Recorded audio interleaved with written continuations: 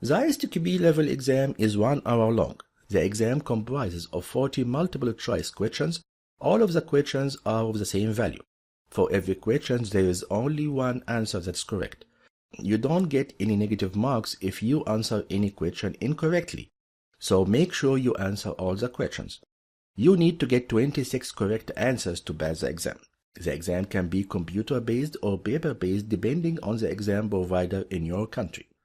The breakdown of the questions could be Fundamental of Testing, 7 questions, Testing throughout the software lifecycle, 6 questions, Static Techniques, 3 questions, Test Design Techniques, 12 questions, Test Management, 8 questions, Tool Support for Testing, 4 questions. Those numbers are approximate, and the exact breakdown is not mandatory, but the exam will be close to this proportion as far as possible. The breakdown of questions per knowledge levels are 50% of the questions will be of level K1, which is about 20 questions. 30% of the questions will be K2 level, so it's about 12 questions. K3 and K4 levels will hold 20% of the questions, which is 8 questions.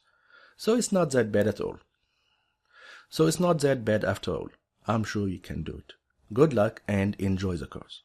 And please, please, please, if you have any question, just post it there in the discussion board and I will answer it for you as soon as possible. Hi, my name is Magid Koshti and I'm the Managing Director of ExpertWave and I'm looking forward to working with you.